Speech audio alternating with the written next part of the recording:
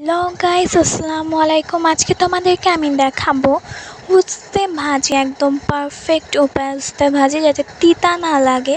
So at first আমি কড়াইতে তেল দিয়ে এখানে আমি ঝাল পেঁয়াজ নিয়ে নিয়েছি। দুটোটা একসঙ্গে ভেজে নিব ফার্স্টে। এর মধ্যে এখন দিয়ে দিচ্ছি আমি হলুদের গুঁড়া। তোমরা পরিমাণ মতো হলুদের গুঁড়া দিয়ে দিবা এখানে। অ্যান্ড দেন এখানে আমি একটু ভালো করে ভেজে নিচ্ছি, মিক্স করে নিচ্ছি,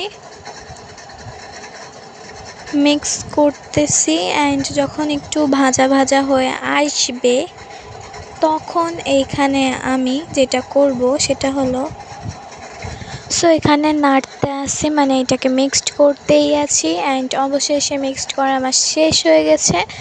এখন আমি এখানে যেটা দিব মেইন জিনিসটাই উস্তে এখানে আমি দিয়ে দিচ্ছি, অনেকে করলাও বলে। ওকে, সো এখানে উস্তে দিয়ে আমি ভালো করে নেড়ে নিব। এখন পুরাটাই মিক্সড করে নিতে হবে।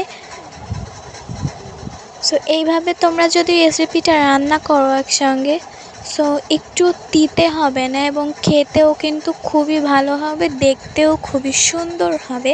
তোমরা দেখতেই পারতেছো, আমি তোমাদেরকে দেখানোর চেষ্টা করছি।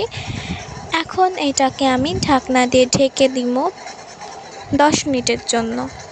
অ্যান্ড 10 মিনিট পর আমি চলে আসছি এবং দেখতে পারছো কত সুন্দরভাবে হয়ে গিয়েছে, দেখতে কিন্তু ভালোই লাগছে। এখন আমি আরেকটু নেড়ে চেড়ে করে নিচ্ছি, মিক্সড করে নিচ্ছি। অ্যান্ড দেন আমাদের উস্তে ভাজি রেডি। অ্যান্ড এটাকে শুধু ভালো করে এখন পরিবেশন করতে হবে।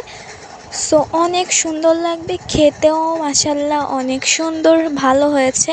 তোমরা অবশ্যই এটা বাসায় ট্রাই করে দেখো, ভালো হবে। অ্যান্ড যদি এই রেসিপিটা তোমাদের ভালো লেগে থাকে তাহলে অবশ্যই আমার চ্যানেলটাকে সাবস্ক্রাইব করে নিবে এবং এরকম আরও ভিডিওর জন্য অবশ্যই সাবস্ক্রাইব করবা এবং একটা লাইক করে দিও যদি ভালো লাগে, এবং কেমন হয়েছে অবশ্যই কমেন্ট করে জানিও। ওকে, আল্লাহ হাফেজ, বাই।